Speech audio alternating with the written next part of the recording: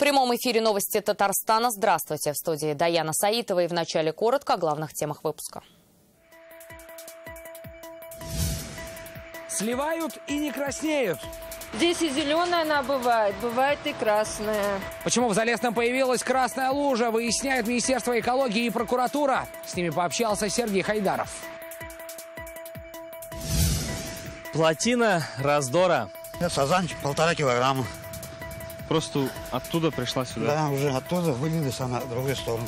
Почему предприниматель на селе может остаться ни с чем, расскажет Салават Мухаммадулян. Время, деньги. Женский труд, тем более в животноводстве, это очень тяжело. Почему сельским женщинам хотят увеличить продолжительность рабочего дня, разбиралась Анна Городнова. На дне Макар Чудра «Мать». Его произведение мы помним еще со школы. Литература, которая не потеряла сегодня своей актуальности. Как в Казани вспоминали одного из самых значимых русских писателей и мыслителей, расскажет Зарина Ахметова. Мужчина, пострадавший при взрыве газа в казанской девятиэтажке, скончался. Эту информацию нам подтвердили в Минздраве республики. По данным ведомства, мужчина умер из-за травм, несовместимых с жизнью. Напомним, вчера в полдень произошел взрыв в одной из квартир дома номер 34 на проспекте Победы. Начался пожар. 14 человек самостоятельно покинули квартиры. Хозяина квартиры, где все и произошло, спасатели сняли с балкона. Мужчина был доставлен в ожоговый центр РКБ, однако спасти его не удалось. По данным МЧС, вчера в 7:30 вечера жильцы первого подъезда были допущены в свои квартиры. В левом крыле здания восстановили электроснабжение, в правом работы шли весь вечер. Следственный комитет возбудил уголовное дело по статье оказания услуг, не отвечающих требованиям безопасности. Мы переезжали в Гомель, а потом сюда пришли. А вообще по коммуникациям сейчас вода, там газ есть? Все, да, все нормально, да? Кроме лифта. Я присутствовала дома, когда произошло все. Звук взрыва был очень сильный. Поэтому, в принципе, первое, что пришло в голову, это был газ. Одни так говорят, что потолок натяжно делал, другие трудно сказать, что было. 170 человек были сегодня эвакуированы из детской поликлиники Елабуги. В здании произошло задымление. Как выяснилось позже, причиной задымления стало короткое замыкание электропроводки в подвале здания. Пострадавших нет. Сегодня в 11 часов 25 минут на пульт диспетчера Елабужского гарнизона поступило сообщение о задымлении в детской поликлинике. Значит, к месту вызова были направлены силы и средства по номеру пожара номер 2 в соответствии с расписанием выезда. Значит, по прибытию первых пожарных подразделений произошла эвакуация дежурного персонала и посетителей поликлиники. Значит, в результате было обнаружено, что в подвальном помещении произошло короткое замыкание электропроводки. 50 оттенков красного. В поселке Залесный жители обнаружили огромное пятно кроваво-розового цвета. На месте уже побывали экологи. Причинами возникновения цветных луж заинтересовались и в прокуратуре. Сергей Хайдаров выяснял, кто добавил Залесному красок. Наверное, если это красная лужа, наверное, химия какая-то. О причинах появления этих багровых луж жители Залесного могут только гадать. Выглядит все как на месте преступления. Только вот люди говорят, что убивают здесь природу. Еще несколько дней назад на этом месте было багровое озеро. Сейчас снег тает, а неизвестное вещество уходит в землю. Мы решили подойти как можно ближе к этой красной луже непонятного для нас происхождения. И, насколько возможно, мне было бы и неприятно, но любопытство оно сильнее. Я, конечно, не эксперт, но со стороны выглядит как такая, знаете, каша из бумаги. Если приглядеться, можно даже увидеть волокна. Как нам стало известно, причиной появления этих луж уже заинтересовались в прокуратуре. На месте побывали и экологи. Они взяли пробы, идет экспертиза. При выявлении превышения предельно допустимых концентраций загрязняющих веществ в почве будет возбуждаться административное расследование. Делать предположения до результатов экспертизы специалисты не спешат. Они будут известны через неделю. А вот жители Залесного тем временем предложили сразу несколько версий. Здесь и зеленая она бывает и красная. Спросите, зайдите у хозяина вот этого мясного. После стройки это осталось. Красный цвет, значит, краситель какой-то. А раз краситель, значит, химия. Какие-то химикаты. Может, от бумажной фабрики проверить надо. То, что цветное озеро появилось из-за бумажной фабрики, не отрицают и на предприятии. За дорогой был разлив, в поле был разлив, в Юрина был разлив. То есть где засоряется, там и разливается. Оказалось, все дело в канализации. Она не справляется с нагрузкой, как результат – прорыв. Если она находится на балансе МУП водоканала, они должны за ней смотреть, чистить и смотреть ее работоспособность. Кто, кому и что должен, теперь будут разбираться экологи и прокуратура. В прошлом году между фабрикой и водоканалом уже было судебное разбирательство из-за багровых прорывов. Сергей Хайдаров, Марат Зайдуллин, ТНВ, Казань. Внимание, переход на договор займа приостановлен для всех. Объявление с таким текстом на дверях Госжилфонда Республики облетело мессенджеры и социальные сети. Речь идет о механизме займа, который уже несколько лет ГЖФ предлагал соципотечникам взамен рассрочки. В феврале этого года появилась информация о том, что теперь перейти на займ смогут только владельцы мат-капитала. Вот как объяснили в фонде сегодняшнюю новость. Вступает в силу федеральный закон номер 37 ФЗ. По данному закону организации, чья деятельность по предоставлению займов не контролируется Банком России, исключаются из перечня учреждений, имеющих право выдавать денежные займы под реализацию средств материнского капитала. В связи с чем Госжилфонд прекращает выдачу денежных займов участникам жилищных программ. Туристы из Татарстана не смогли вылететь из Индии из-за проблем с самолетом. Более 200 человек, в том числе жители Челнов, Казани, Альметьевска и других городов республики, не могут вернуться из Гоа. Борт должен был вылететь в столицу сегодня в 5 часов утра по местному времени, но так и не прибыл в аэропорт. В Госкомитете по туризму Татарстана подтвердили эту информацию. Рейс с туристами отправится в Казань уже сегодня в 23:59. Все 237 человек будут доставлены в аэропорт. Спустили бизнес. К нам в редакцию обратился предприниматель из Новошишминского района. Эльгизар Нурдинов разводил в озере рыб, но остался без улова. Как выяснилось, район готовился к половодью и решил заменить задвижку по аварийному сливу воды. Почему предприниматель теперь вынужден смотреть, как уходит рыба и его деньги, разбирался Слават Мухаммадуллин. 26 числа у меня приехали и вырыли кран. Вот сегодня последний день, уже последние капли воды вытекают. А Эльгизар Нурдинов подсчитывает убытки. 5 лет назад взял в аренду участок земли перед плотиной. Здесь было озеро, куда он и запустил мальков карпа, сазана, толстолобика и белого амура. Говорит, хотел в этом году сделать платную рыбалку, но не тут-то было. Воду из озера спустили. На самом деле, чтобы поймать здесь рыбу, удочки и другие рыболовные снасти не нужны. Она идет в руки сама. Вот, например, похоже, полуторакилограммовый сазан. Еще жив, да, точно. Но вот, как мне сказали сейчас специалисты, на самом деле этому сазану уже не жить. Вот здесь отчетливый удар о камень прямо в лоб. А все потому, что здесь решили заменить задвижку аварийного слива и воду из одной стороны плотины пустили ручьем. Инициаторы – местный сельсовет и исполком района. Паводок вот это все размоет. Вот внизу, вот вы же проехали оттуда, все вот эти дома, все улицы, всех размоет. Вот эта плотина уйдет. Там уже рыбу никому не будет. Раньше в весенний период вода сливалась отсюда, поднимаясь до критического уровня. Она уходила через эти трубы, которые с той стороны плотины находятся на высоте примерно 4 метров от глубины. При этом задвижка в трубе, которая находится в самом низу, открывалась только в экстренных случаях и в преддверии паводка. Проблема в том, что старую задвижку отсюда сняли во вторник. Новую обещают установить до начала апреля. В итоге 5 дней вода уходит, рыба гибнет, предприниматель считает убытки. Почему замену не произвели, когда погода позволяла водолазам закрыть трубу под водой с другой стороны? Ответы у исполкома и сельсовета разные. Вы же убрали задвижку, которая не работала. Не работает, да. Когда узнали, что она не работает? Значит, во время обследования весной. Задвижка сломалась было так.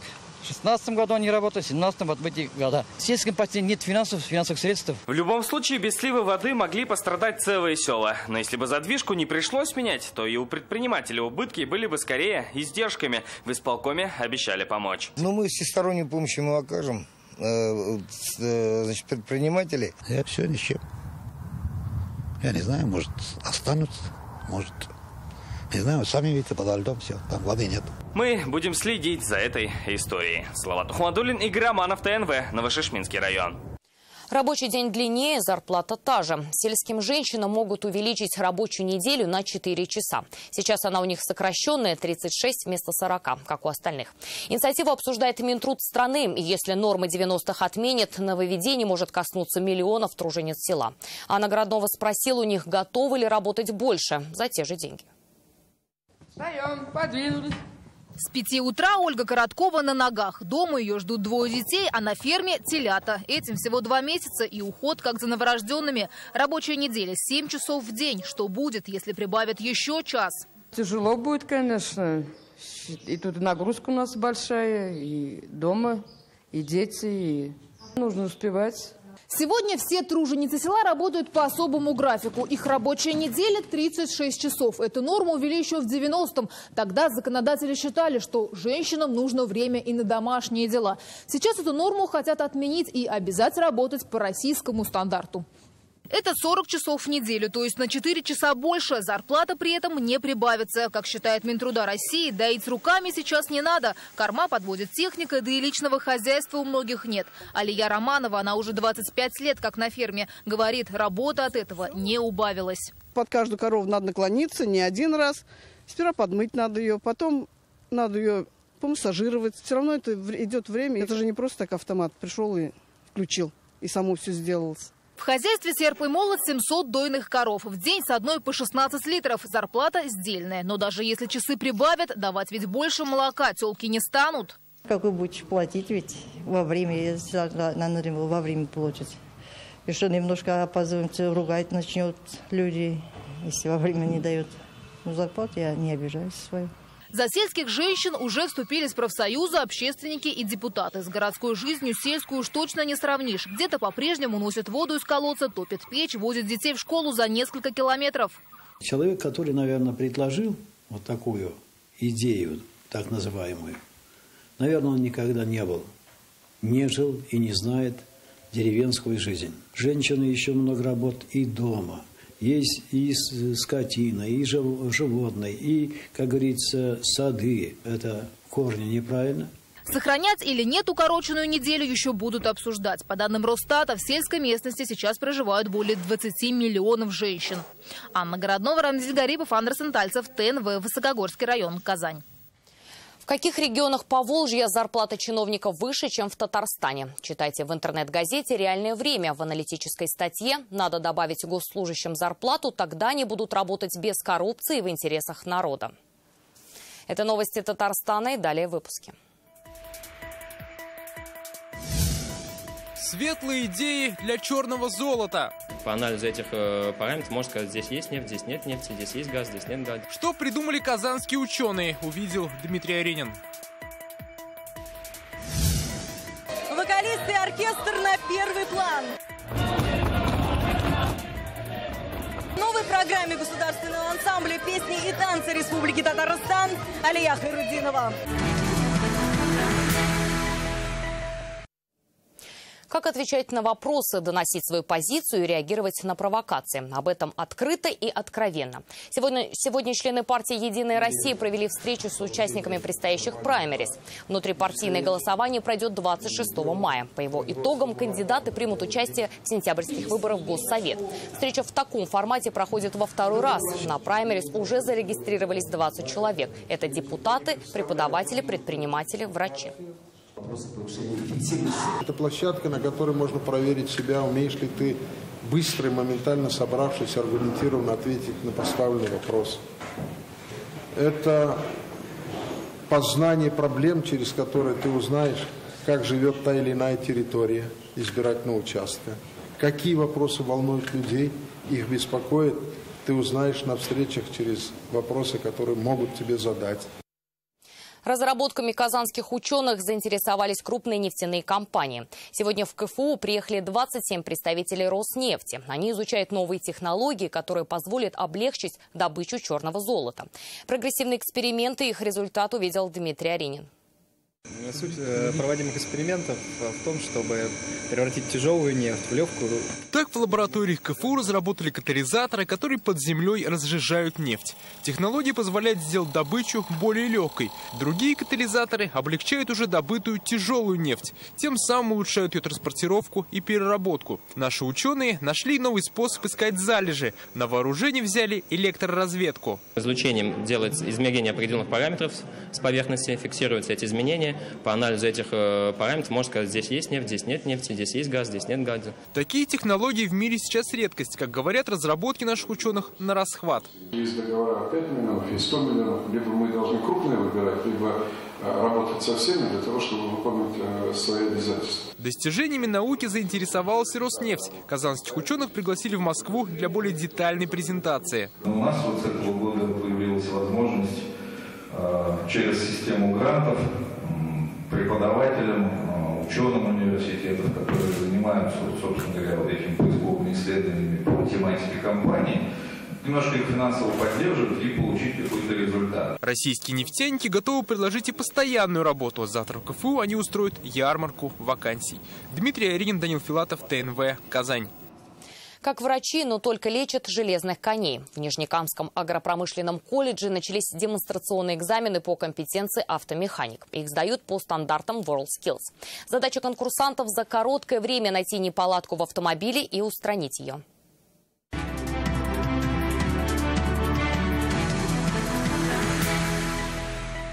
Проверить тормозную систему, выявить и устранить неисправность – одна из задач этого модуля. Ребята сосредоточенно и кропотливо колдуют над автомобилем, чтобы поставить правильный диагноз. Произвел диагностику тормозной системы, выявил неисправности тормозного шланга, измерил циркулем, тормозные колодки, тормозной диск.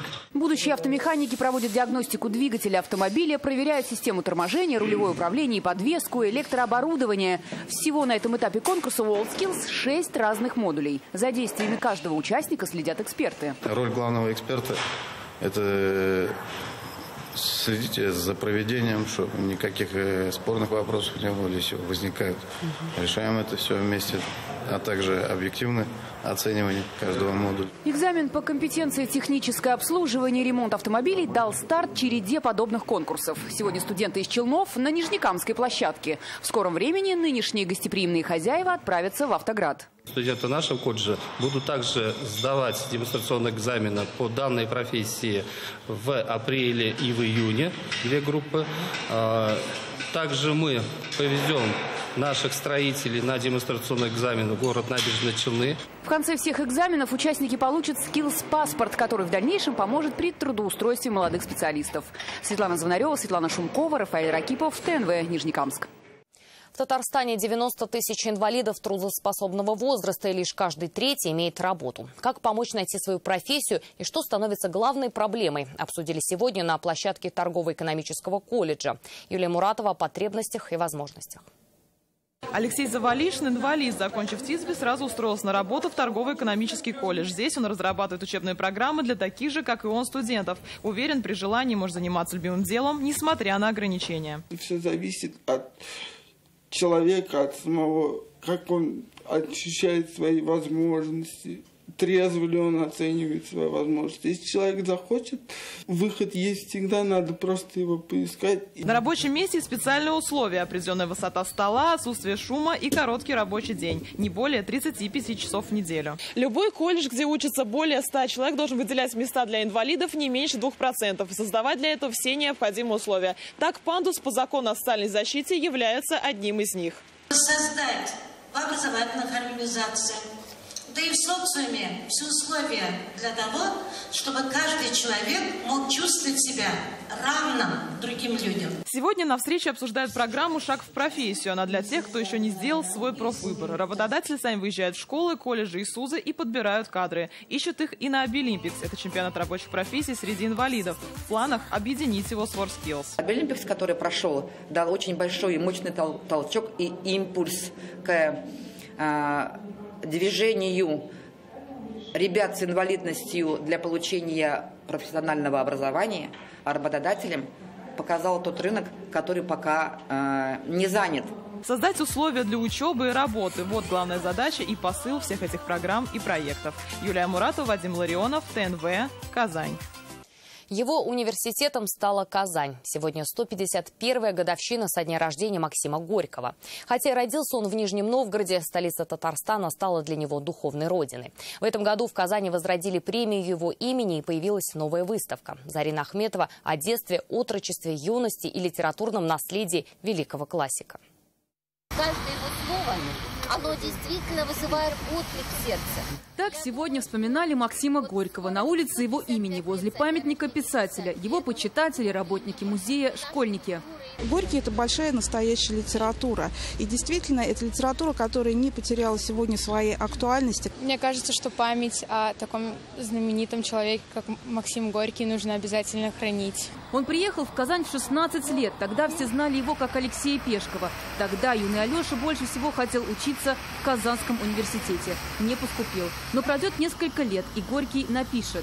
Физически я родился в Нижнем Новгороде, но духовно в Казани. Казань – любимейший из моих университетов. Здесь он проходил школу жизни, занимался саморазвитием, трудился, влюблялся, становился как личность и как писатель.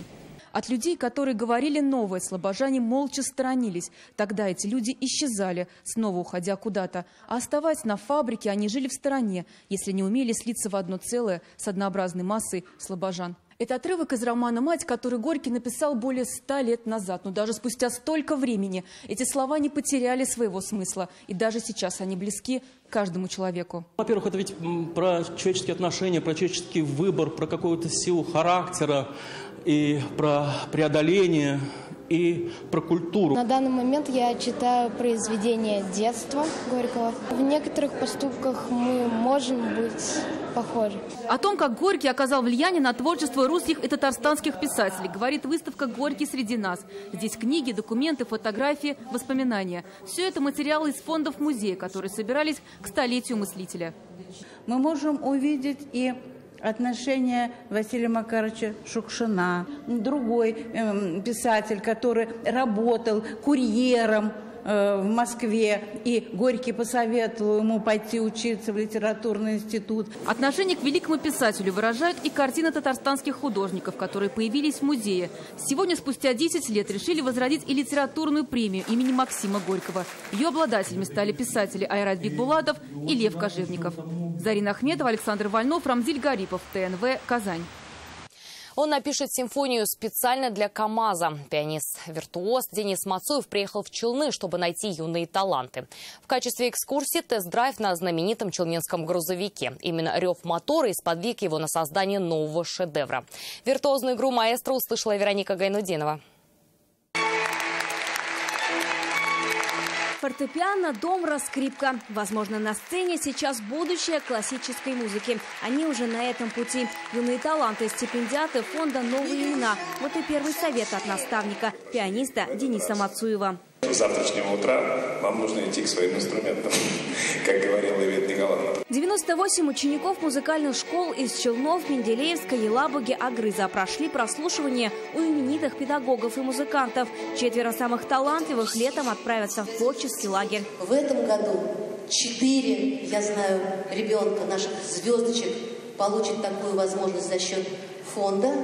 И мы приняли обязательство, что дополнительно еще 4 наших звездочки тоже поедут в Суздаль, в творческую летнюю музыкальную школу. До концерта в Автограде концерт автомобилей. Для пианиста тест-драйв на новом КамАЗе. Денис Мацуев признается, звук двигателя грузовика для него настоящая симфония. Звук КамАЗа – это целая симфония, можно ее перевести в звуки. У меня даже есть мысль, может быть, написать какую-нибудь импровизацию, какую-нибудь фантазию, посвященную звукам КамАЗа, потому что каждая машина имеет свой звук, свой темперамент, свой темп и свой образ. Самое ожидаемое, конечно, выступление маэстро. В зале аншлаг. Это музыкотерапия, это для души. Восторг по поводу получения удовольствия.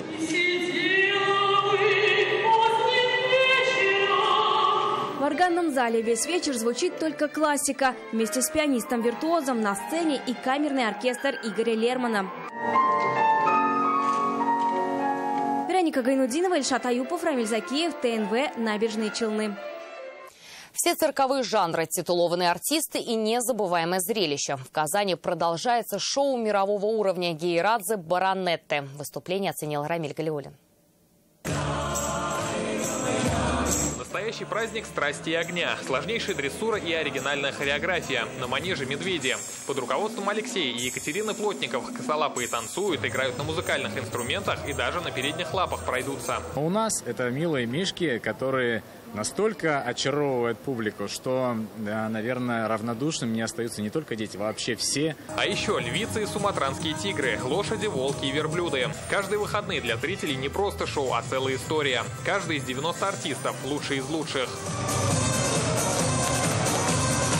Трюками на бешеной скорости поразят воображение акробаты. Они обладатели самой престижной международной цирковой премии Монте-Карло «Золотой клоун». Попадая в сказочный мир баронетов, невозможно оторвать взгляд от манежа. И вот уже весь зрительный зал на 7-м небе от счастья. Захватывает дух от акробатов. Второй раз мы уже на шоу, ей раз вообще волшебно. Цирк классный, суперский. Шоу с мировой славой баронеты продлится до 28 апреля. Рамиль Галиуллин, ТНВ, Казань.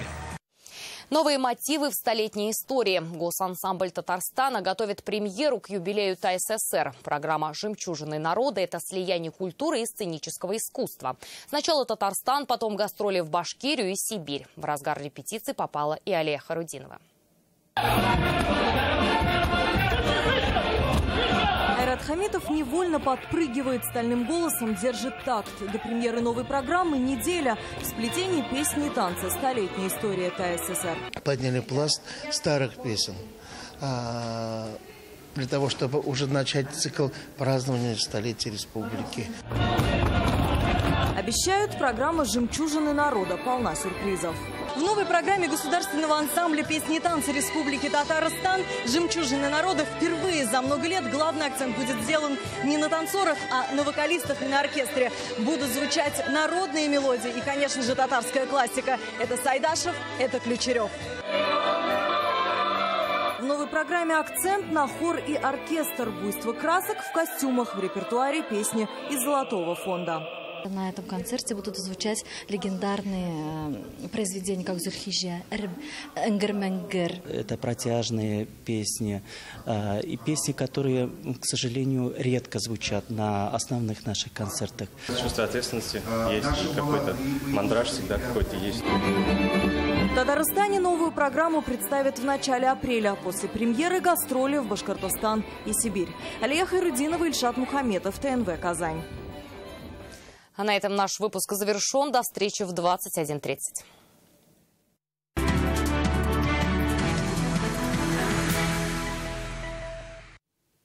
Добрый вечер. Новости спорта на ТНВ, в студии Алмаз Гафиятов. Репетиция перед закрытием сезона. Игроки основного и фарм-клубов Акбарса провели товарищескую игру в Юдино против местной команды «Стрела». Дебютную шайбу забросил защитник основного клуба Дмитрий Юдин. Хоккеисты «Стрелы» во втором периоде отправили в ворота Ивана Акмурзина 3 шайбы, пропустив при этом всего одну. Гости в игре выиграли встречу в серии буллитов. Следующей игрой для казанцев станет матч закрытия сезона. Встреча пройдет на Татнефть-арене завтра в 19 часов. Отличное мероприятие, отлично провели время. Я думаю, игрокам самим понравилось и болельщикам. Ребятам удачи, здоровья, самое главное. И, конечно же, мы надеемся, что в этом поселке также будет продолжаться развивать хоккей. В погоне за рейтингом юных бадминтонистов России собрал крылатый Зеланд. Соревнования под таким названием проходят в нашей столице 3-й год подряд и собирают рекордное количество юношей и девушек. Более 20 регионов России, около 400 спортсменов на одной площадке. Такими цифрами не может похвастаться ни один турнир, входящий во всероссийскую юношескую серию. Сборную команду Татарстана на турнире представляют сразу несколько районов. По окончании соревнований среди юниоров завтра в борьбу вступят взрослые. Турнир пройдет в единой возрастной группе во всех 5 разрядах. Соревнования продлятся до 31 марта. Немаловажно, что практически приехали все лидеры в этих возрастах. Буквально через 2 недели у нас пройдет первенство России до 17 лет, которое будет в Нижнем Новгороде. Это как бы последний старт перед первенством России. И первенство России будет влиять на попадание в сборную до 17 лет.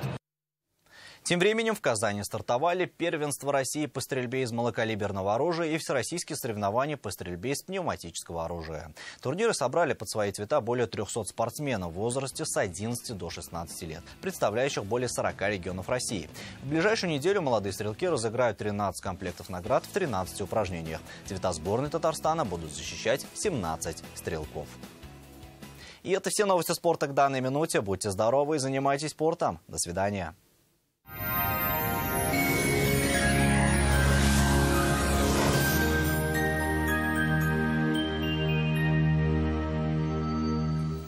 Здравствуйте. 29 марта ночные температуры по Татарстану будут минусовыми, а днем небольшой плюс. На дорогах сохраняется гололедица. О погоде после интересной информации. Вам нужен шкаф-купе. Качественный, недорогой по вашим размерам. Данил Мастер исполнит ваше желание. Успейте заказать со скидкой 20%. Danil-master.rf. Телефон 2 167 166. По данным сервиса Яндекс.Погода, на юго-востоке в Бугульме, Бавлы, Азнакаево от 0 до 2 градусов тепла, будет пасмурно, выпадет снег. На северо-востоке, в Нижнекамске, Набережных Челнах, Елабуге пасмурно, местами мокрый снег и +3. На севере Татарстана, Менделинске, Агрызе, Менделеевске переменная облачность, тут будет теплее, +4, временами со снегом. На северо-западе, в Варске, в Кукмаре, Балтаси пасмурно и сыро, дневные температуры +2. Для юго-запада 29 марта будет облачным, местами выпадет мокрый снег, дождь +1. В центральных районах, в Чистополе, Альметьевске, Мамадыше от 0 до 2 градусов тепла, облачная погода, местами со снегом. И еще одна интересная информация.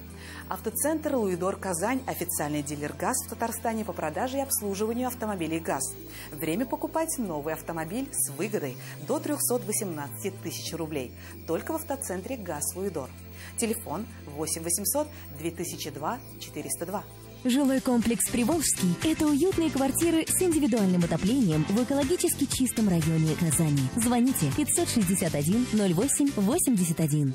Спонсор показа ООО «СМУ номер 12». Торопитесь приобрести однушки и двушки по выгодной цене. ЖК «Приволжский» – это кирпичные дома с индивидуальным отоплением на берегу Волги. Хотите посмотреть? Приезжайте. Запись по телефону 561 08 81. О погоде в столице. В Казани ожидается облачная погода, временами с мокрым снегом. Дневные температуры 0+2. Ветер северо-западный до 5 метров в секунду. Атмосферное давление 752 миллиметра ртутного столба, что ниже нормы. Влажность воздуха 86%. В утренние часы ожидается магнитная буря. Берегите себя.